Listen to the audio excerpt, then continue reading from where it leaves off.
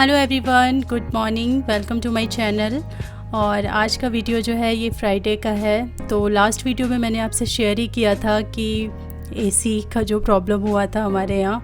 तो सबसे पहले तो मैं आप लोगों को बहुत बहुत थैंक यू बोलना चाहूँगी। आपने उस वीडियो के नीचे इतने सारे सॉल्यूशंस भेजे हैं और बताया है कि हमारे यहाँ भी ऐसा हुआ था या गैस लीकिंग में ऐसा होता है, क्योंकि सच में वो हम देख के डर ही गए थे एकदम उस दिन।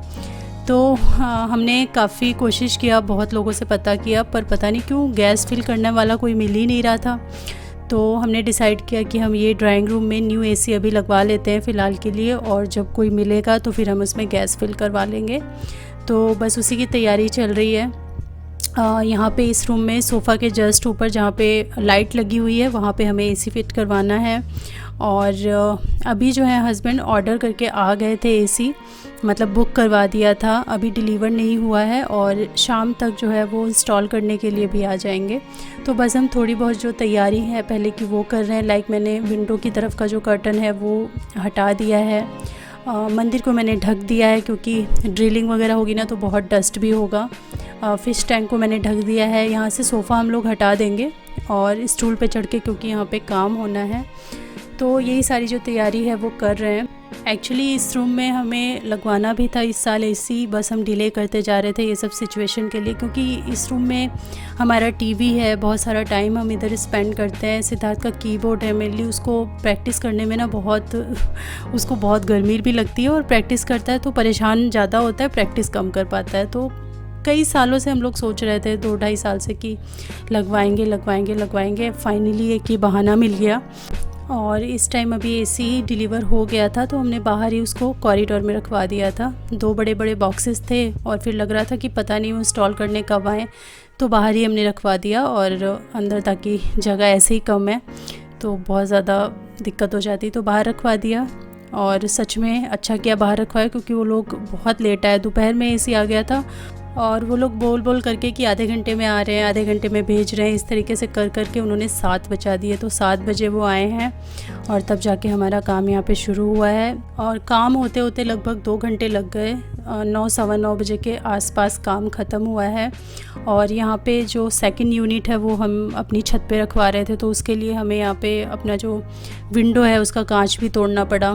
कांच कटवा के काम चल जाता, लेकिन इस टाइम थोड़ा ज़्यादा समय हो गया था। 7:30 पौने 8 बज रहा था जब इन्होंने ये सब करना स्टार्ट किया। तो उस टाइम फिर कहाँ कोई मिलता कांच कटवाने वाला। ऐसे ही आधी दुकानें अभी भी बंद ही चल रही हैं, कभी कभी खुलती हैं, कभी कभी बंद हो जाती हैं। तो हमने सोचा कि कांच तोड़ ही देते हैं, फिर कांच तोड़ना पड़ा और तब जाके ये पूरा इंस्टॉलेशन हुआ है। वैसे व्लॉग जो है वो मैंने मॉर्निंग में ही स्टार्ट कर दिया था। एक ब्रंच रेसिपी मैंने बनाई थी जो कि शूट भी की है आप लोगों के लिए, लेकिन पहले मैंने सोचा कि जो भी अभी चल रहा है घर में जो इस दिन का वो सारा बता देती हूँ, उसके बाद आप लोगों से रेसिपी शेयर करूँगी। तो चलिए फिर से मॉर्निंग में चलते हैं। और मॉर्निंग से मैंने चाय से स्टार्ट किया था, तो ये हमारी बन रही है चाय।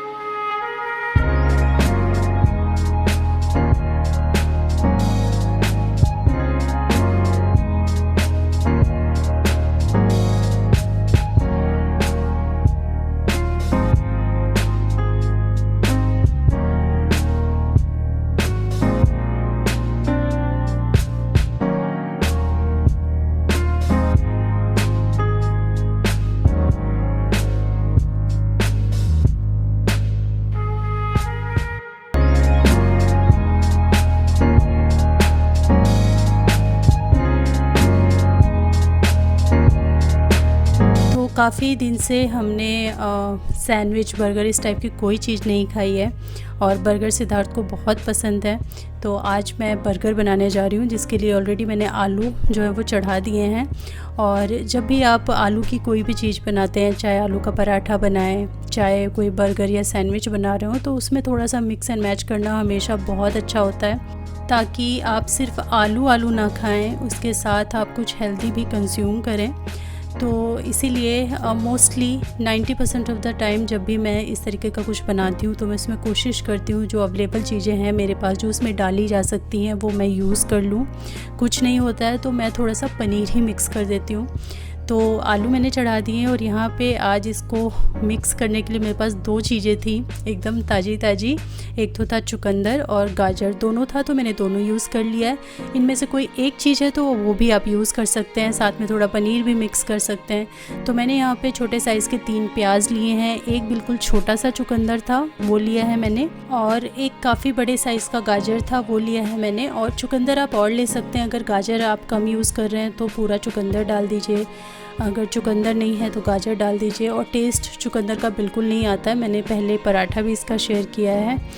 आलू के साथ बच्चों को बिल्कुल पता नहीं चलेगा, वो खाली कभी चुकंदर तो नहीं खाएंगे, लेकिन हाँ इस तरीके से आप उनको ट्रिक करके खिलाएंगे तो पक्का खा लेंगे और बहुत स्वाद लेके खाएंगे, क्योंकि कहीं से कहीं तक उनको पता नहीं चलने वाला है कि हमने इसमें क्या क्या डाला है। तो यहाँ पे 3 प्याज हैं जिनको मैंने चॉप कर लिया है, और जो मैंने चुकंदर और गाजर कद्दूकस किए हैं वो एकदम जो महीन वाला ग्रेटर होता है उससे किया है ताकि एकदम फाइन छोटे छोटे हों। और चलिए यहाँ पे इनको थोड़ा सा फ्राई कर लेते हैं। हमने यहाँ पे कढ़ाई लिया है और कढ़ाई के अंदर रिफ़ाइन ऑयल डाला है 2 छोटे चम्मच। उसके बाद मैंने इसमें चिली फ्लेक्स डायरेक्ट तेल में ही डाल दिए हैं और फिर हम प्याज को भून लेंगे।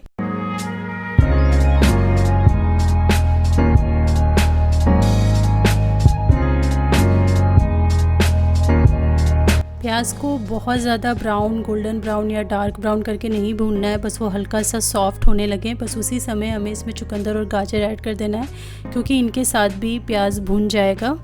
उसके बाद इसको थोड़ा सा चला दीजिए, थोड़ा सा यहाँ पे नमक ऐड कर दीजिए और बस इसको ढक करके हम थोड़ा सा स्टीम लगा लेंगे कि ये सारी चीज़ें पक जाएँ, क्योंकि आलू तो बॉयल हैं लेकिन इन्हें हमें थोड़ा सा पकाना पड़ेगा।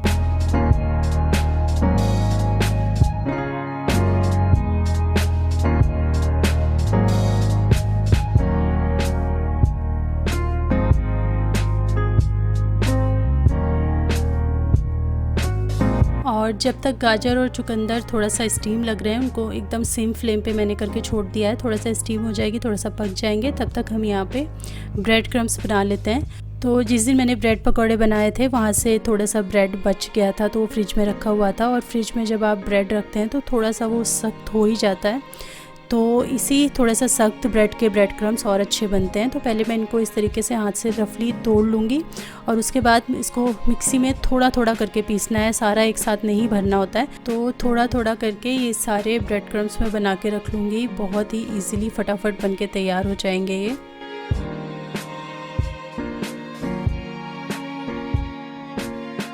तो जितनी देर में हमने ब्रेड क्रम्स बनाए, यहाँ पे गाजर चुकंदर अच्छे से सॉफ़्ट हो गया है, प्याज भी सॉफ़्ट हो गया, तो ये मसाला जो है हमारा बन चुका है।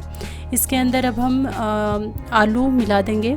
तो आलू थोड़े से, कुछ आलू जो हैं वो मैं कद्दूकस कर रही हूँ, थोड़े से हाथ से फोड़ के डालूँगी, बिल्कुल हल्के हल्के, बहुत ज़्यादा चंकी नहीं होना चाहिए, नहीं तो जो टिक्की बनाएंगे हम वो फटने लगेगी।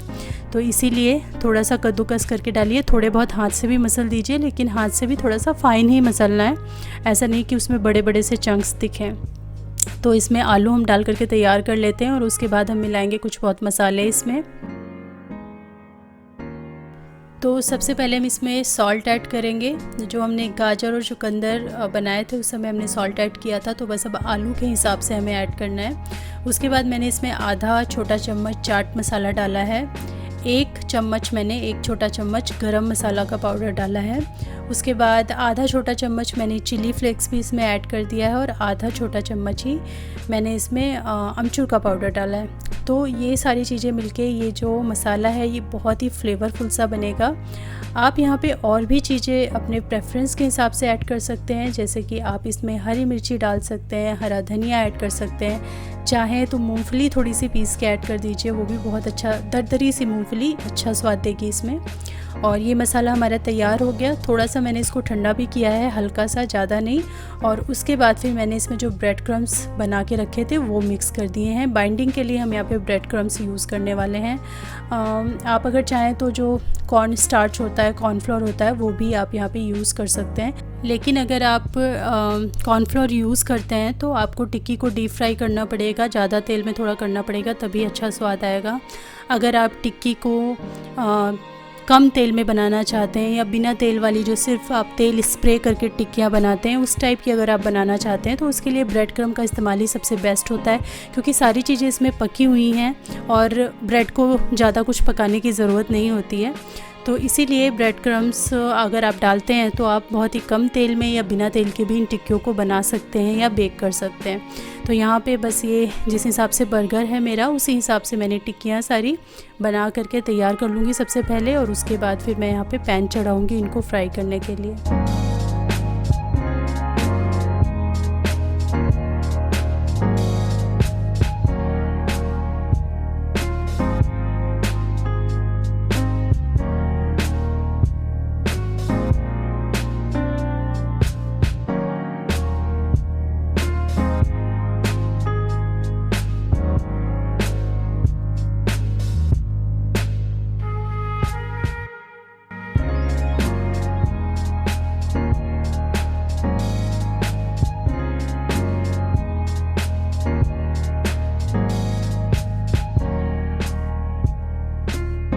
तो ऑयल हमने चढ़ा दिया है गरम होने के लिए। जब तक ऑयल गरम हो रहा है तब तक ये सारी टिक्कियाँ हम ब्रेड क्रम्ब्स में लपेट लेंगे अच्छे से, ताकि एक आउट कोटिंग है ना वो बहुत अच्छी सी हो जाए और बहुत ही क्रिस्पी सी ये बाहर से टिक्कियाँ बनेंगी। तो इसके लिए ब्रेड क्रम्ब में अच्छी तरीके से लपेटेंगे, थोड़ा सा दबा दबा के, ताकि जो क्रम्ब्स हैं वो उसके अंदर थोड़े से बैठ जाएँ।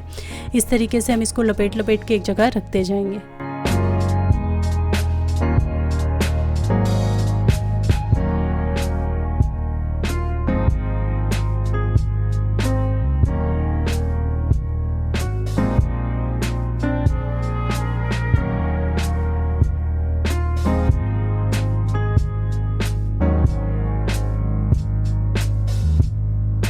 तो देखिए सारी टिक्कियों पे ब्रेड क्रम्ब्स की अच्छी सी कोटिंग हो गई है और ये कितनी खूबसूरत लग रही है, स्वीट डिश की तरह लग रही हैं।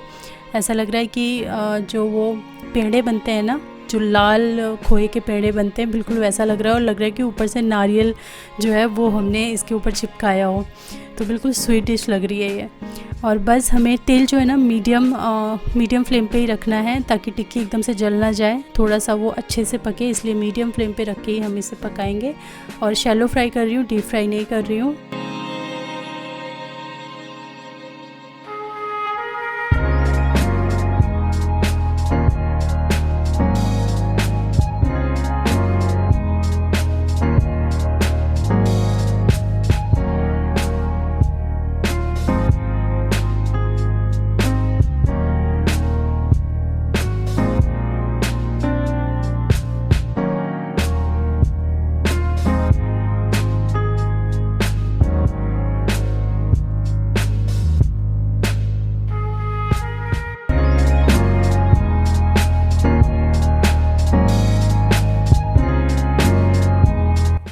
मेरे पास जो 6 बर्गर वाला पैक होता है वो था, और उसमें 6 बर्गर थे, और मेरी जो टिक्कियाँ बनके तैयार हुई हैं वो भी 6 बनके तैयार हुई हैं।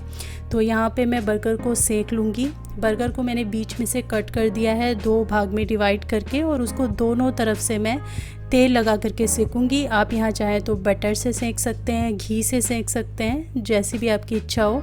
लेकिन जिस तेल में टिक्कियाँ तली हुई होती हैं ना, मैं आपसे बोलूँगी कि आप उसी तेल से इसको सेकें, क्योंकि उनसे फ्लेवर बहुत अच्छा आता है। क्योंकि आपने उसमें आलू की टिक्कियाँ सेकी हैं तो तेल भी फ्लेवरफुल हो जाता है। अगर आपने कभी गौर किया हो तो जो ठेले वाले होते हैं ना, जिनके पास बर्गर, टिक्की, चाट सब मिलती है, वो बर्गर अगर आप उनसे लेंगे तो वो पूरा का पूरा बर्गर उसी टिक्की वाले तेल में फ्राई कर देते हैं। बहुत ज़्यादा अनहेल्दी होता है बर्गर को उसमें फ्राई करना, मतलब एकदम तेल में ही डाल देना, लेकिन वो टेस्टी कितने लगते हैं। तो मैं उतना तो नहीं कर रही हूँ, लेकिन हाँ मैंने उसी तेल से जो है बर्गर यहाँ पे सेके हैं।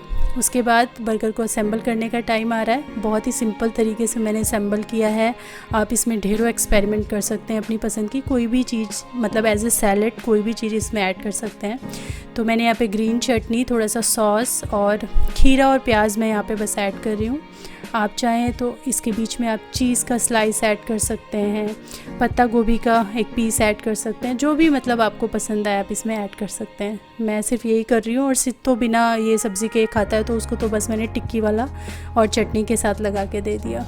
तो ये हमारा एकदम स्ट्रीट स्टाइल बर्गर बनके तैयार है। वो पूरी की पूरी आलू की टिक्की होती है, यहाँ हमने उसमें थोड़ा सा चीटिंग कर दिया, चुकंदर और गाजर मिला दिया है। तो ये कितना टेस्टी आपको लग रहा होगा, एकदम माउथ वाटरिंग बर्गर देख के लग रहा है, और खा के तो मज़ा ही आ गया था। बहुत अच्छा, बहुत टेस्टी बना था। आप लोग ज़रूर ट्राई करना है इसको। बहुत ज़्यादा टाइम भी नहीं लगता है, एकदम अनहेल्दी भी नहीं कह सकते हैं इसको। शैलो फ्राई किया है, और दूसरा हमने इसमें कुछ बहुत वेजिटेबल्स भी यूज़ की हैं, और सिद्ध को तो बहुत ही ज़्यादा पसंद आया। उसको पता ही नहीं चला कि इसमें आलू के सिवा भी कुछ है, बिल्कुल पता नहीं चला, उसने एक बार भी नहीं पूछा। तो ये रेसिपी अगर आपके घर में चल जाए, आपके बच्चों को, आपकी फैमिली को पसंद आ जाए, तो मेरी मेहनत भी सफल हो जाएगी। और सीरियसली मैं बहुत ज़्यादा ब्लेस्ड फील करती हूँ, और बहुत बहुत मुझे खुशी मिलती है जब मेरे पास मैसेज आता है कि मैंने आपकी वो रेसिपी ट्राई की और मेरे फैमिली में हिट हो गई, मेरे फैमिली में मेरे बच्चों को पसंद आई, बहुत अच्छी लगी। बहुत ढेरों मैसेज आते हैं ऐसे सीरियसली, तो मेरे दिल को कितना सुकून मिलता है, कितनी खुशी मिलती है, मैं शब्दों में बयान नहीं कर सकती हूँ। तो थैंक यू सो मच मेरी रेसिपीज़ ट्राई करने के लिए, और मुझे इतना ज़्यादा खुश और हैप्पी फील करवाने के लिए। तो चलिए फिर से चलते हैं हम शाम के टाइम, और यहाँ पर बहुत सारी चीज़ें हुई जो मैंने उतना ज़्यादा शूट नहीं किया। एसी लग गया, और भयंकर वाली मेरी सफाई का अभियान जो था वो भी हो चुका है। अभी लास्ट में बस एक क्लिप शूट की है जब सब कुछ हो गया था। एक्चुअली फ़र्श जो है उसमें पोछा लगाना था अच्छे से, लेकिन मैंने काफ़ी दिनों से फ़र्श को मांझ करके नहीं धोया था। मैं साल में 3 बार 4 बार फ़र्श पे साबुन लगा के उसको मांझ के साफ़ कर देती हूँ, क्योंकि ये वाइट मार्बल है, तो हर दिन पोछा लगाने से भी वो बात नहीं आती है। आप कभी कभी अगर साबुन से सर्फ से उसको साफ़ कर दो तो चमक जाता है। तो आप मेरा फ़र्श देख रहे होंगे एकदम चमक उठा है। तो जब इतना कुछ हुआ, सोफ़ा हटा, सब कुछ सफाई करनी थी, तो मैंने इसको चमका डाला। और अभी हो गया है 11 बजने में 10 मिनट बाकी है, जैसा कि घड़ी में आप देख सकते हैं। और अभी मेरा काम ये फाइनल हो गया है, मतलब सारी सैनिटाइजेशन उस साइड की जो भी होनी थी, हर चीज़ को सैनिटाइज़ करना, क्लीन करना। और मुझे लगता है कि लगभग 1 घंटा तो मुझे यहाँ की फ़र्श को ही साफ़ करने में लग गया था, क्योंकि मैंने उसको अच्छे से रगड़ के साफ़ किया। और आप विजिबल चेंज यहाँ पे समझ सकते होंगे, एकदम सफ़ेद सफ़ेद सा मार्बल लग रहा है। और ये लास्ट में मैं बिल्कुल फ़ाइनल वाला, मतलब एकदम जो गीलापन होता है उसको सुखाने वाला पोछा यहाँ पे लगा रही हूँ, क्योंकि हमें यहाँ पे अभी सोना है। उस रूम के एसी का तो कोई काम नहीं है, तो हमें इसी में आज सोना है। तो एकदम ड्राई कर रही हूँ सारा पोछा लगा के।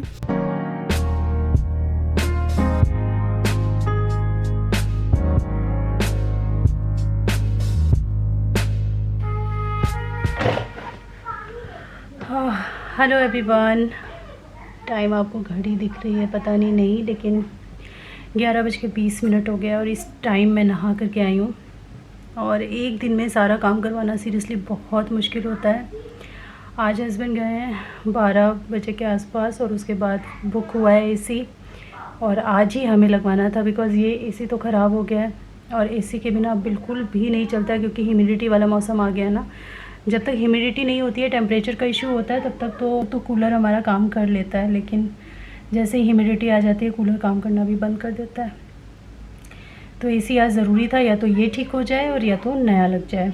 तो आज दोनों चीज़ें होनी थी, इसीलिए मैंने यहाँ के कर्टन्स वगैरह भी सब उतार दिए थे। तो आज यहाँ की भी जो गैस लीक हो गई है उसको फिलअप करना था, और न्यू एसी लगाना था। लेकिन वो लोग आए 7 बजे, मतलब एसी तो दोपहर में ही आ गया था। बाहर ही रखवाया था हमने, घर के बाहर हमारे कॉरिडोर है तो वहाँ रखवा दिया था। उसके बाद वेट करते करते करते करते वो लोग 7 बजे आए हैं, और 7 बजे आने के बाद 9 बजे तक काम हुआ है। 9 बजे तक बस उसी रूम का काम होता रहा। टाइम लगता है ना, ये स्प्लिट वाले एसी की इंस्टॉलेशन में बहुत टाइम लगता है। ये वाला तो इतना टाइम नहीं लगा था, फटाफट हो गया था, पर स्प्लिट वाले में ना बहुत ज़्यादा वायर ये सब होते हैं, तो काफ़ी टाइम, उनको 2 घंटे पूरे लग गए। और उनके जाने के बाद 2 घंटे मुझे लग गए। 2 घंटे लगे मुझे पूरा घर साफ़ करने के लिए। थैंक गॉड काम हो गया। आज हम सोएंगे भी उसी रूम में, बिकॉज़ इस रूम में तो ये पूरा अवन हो जाता है। तो दोनों कमरे जो है ना अवन की तरह हमारे हो जाते हैं गर्मियों में। तो अभी मैं नहीं जा रही हूँ, क्योंकि बाल मेरे गीले हैं, बाल भी धोने मुझे ज़रूरी हो गए थे। अभी मुझे ड्रायर यूज़ करना पड़ेगा अपने बालों को ड्राई करने के लिए, क्योंकि रात को सूखेंगे नहीं। खाना भी नहीं खाया है मैंने, 6 बजे के बाद से पानी भी नहीं पिया है, क्योंकि सब लोग आ गए तो मेरा ड्राइंग रूम एकदम इंगेज हो गया। किचन में जाने की भी जगह नहीं लग रही थी, तो मैं यहीं खड़े पूरा टाइम यहीं बाहर खड़ी हुई थी, बाथरूम के बाहर और ड्राइंग रूम के जो मेरे जगह है। आज तो या तो जब बेड पे गिरूंगी तो एकदम ज़बरदस्त नींद आएगी, और या नींद ही नहीं आएगी। जब आप बहुत ज़्यादा थक जाते हो तो कई बार नींद भी नहीं आती है।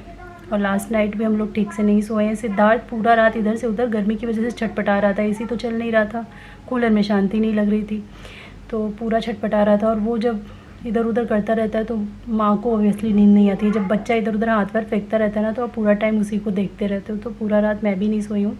वो सुबह 4:30-5 बजे के आसपास, जब मौसम थोड़ा सा ठंडा होता है, मॉर्निंग के टाइम में टेम्परेचर डाउन होता है, तो उस टाइम वो सोया आराम से, और उसी टाइम मैं भी सोई। फाइनली काम हो गया। अब इस रूम में अभी 2-4 दिन रुक के ही अब हम करवाएंगे। संडे को तो करवाना पड़ेगा, क्योंकि सोने के लिए तो यही चाहिए ना, यही गद्दा। ये गद्दा हम यहाँ से लेके भी नहीं जा सकते उधर, तो छोटा वाला जो मेरा गद्दा है वही मैं उधर बिछाऊँगी। अभी सोएंगे तो आपको दिखाऊंगी पूरा सेटअप। चलिए, अभी तो फ़िलहाल हम लोग जा रहे हैं खाना खाने के लिए। वीडियो मैंने सोचा कि अच्छे से एंड कर देती हूँ, तो चलिए वीडियो में यहीं पे एंड करती हूँ, और आपसे मिलूँगी मैं कल की नई वीडियो के साथ में। तब तक के लिए thanks for watching, take care, bye.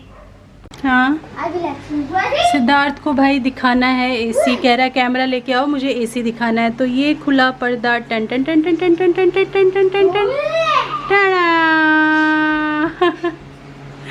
बच्चे कितना खुश होते हैं कोई नई चीज़ में। सिद्धार्थ, वहाँ की कुछ भी टच नहीं करना है आपको, ओके? बताओ। अरे मैं वहाँ नहीं आ सकती, ठंड लग रही है बेटा, मैं अभी बाल गीले मेरे। सिद्धार्थ बेटा आराम से कैमरा हैंडल करना, उसके बाल्टी कितने पास मत ले जाना। ये क्या हो गया? आई नहीं रहा कुछ। देखिए फ्रेंड्स, आपको शायद से दिख नहीं रहा होगा। हाँ, ये अब दिखा है, ये दिख रहा है। ये मम्मा ने इतना सफाई कर करके है ना, इस चीज को चमकाया है, चमका चमका चमका। ये पूरा यहाँ से लेके यहाँ तक है।